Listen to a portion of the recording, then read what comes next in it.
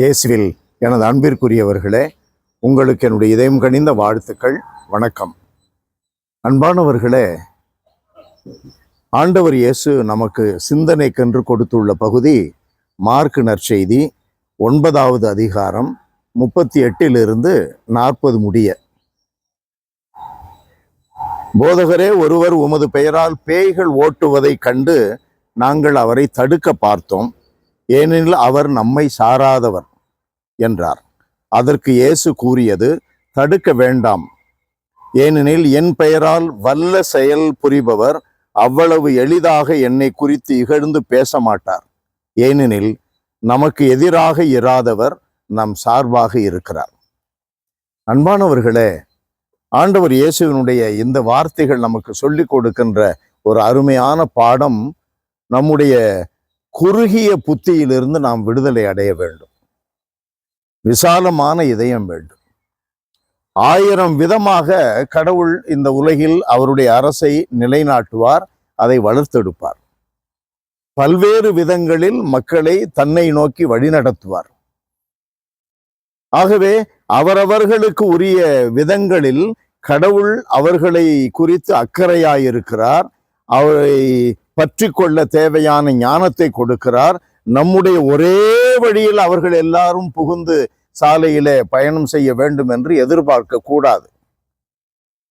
இந்த வேளையில் நாம் பிரிந்த சகோதரர்களை பற்றி ஒரு முக்கியமான எண்ணத்தை வைக்க வேண்டும்.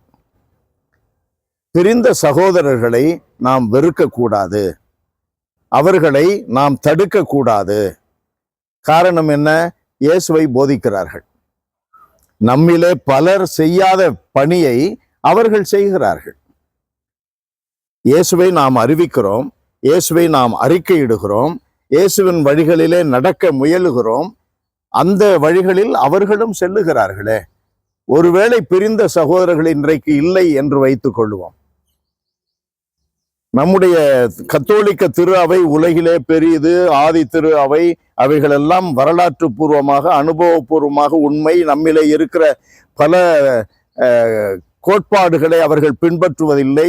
அவர்களுக்கென்று ஒரே ஒரு கோட்பாடு, இயேசுவை அறிவிக்க வேண்டும், நம்ப வேண்டும், இயேசுவின் பாதையிலே நடக்க வேண்டும். அன்னை மரியாவை ஏற்றுக்கொள்வதில்லை, அல்லது நற்கருணை பிரசன்னம் அவர்களுக்கு ஒன்றும் இல்லை, பாவ அறிக்கை தேவையில்லை என்பதை போல எல்லாம் அவர்களுடைய பாணியிலே சொல்லுகிறார்கள். அதற்கு விவிலியத்திலே கூட ஆதாரம் இல்லை என்று வைத்துக் கொள்ளலாம். கத்தோலிக்க திரு அவையிலே ஆதாரம் இருக்கிறது. மிக வரலாற்றிலும் விவிலியத்திலும் மக்களுடைய வாழ்விலும் ஆதாரம் இருக்கிறது என்பதையெல்லாம் ஒரு பக்கம் வைத்துவிட்டு, பிரிந்த சகோதரர்களுடைய அறிவிப்பு பணி நடைபெறாவிட்டால் அத்தனை 1000 பேர் இன்றைக்கு இயேசுவினுடைய பெயரை உச்சரிக்கவே மாட்டார்களே.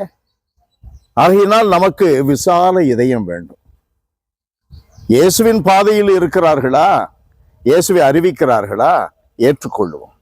அவர்களோடு நல்ல உறவு வைத்துக் கொள்ளுவோம். அன்பு நிறைந்த எங்கள் இறைவா, உம்மை போற்றி புகழுகிறோம், வாழ்த்தி வணங்குகிறோம். ஆண்டவரே, தாழ்மையோடு உம்மை ஆராதித்து எங்களை ஒப்புக் கொடுக்கிறோம். எங்களுக்கென்று நீர் கொடுத்துள்ள இந்த இறை நம்பிக்கை பாதையில் திடமாக நடக்கின்ற அதே வேளையில் மற்றவர்களும் நடந்து வருகிறார்கள். அடுத்த பாதையிலே இதே இலக்கை நோக்கி நடந்து வருகிறார்கள் என்றால் அவர்களை பயணத்தில் தடை செய்யாமல் இருக்க, அவர்களுக்கு எதிராக அவர்கள் உள்ளம் உடையும்படி பேசாது இருக்க எங்களுக்கு விசால இதயத்தை தாரும். இயேசுவின் நாமத்தில் ஜெபிக்கிறோம் பிதாவே. ஆமென், ஆமென்.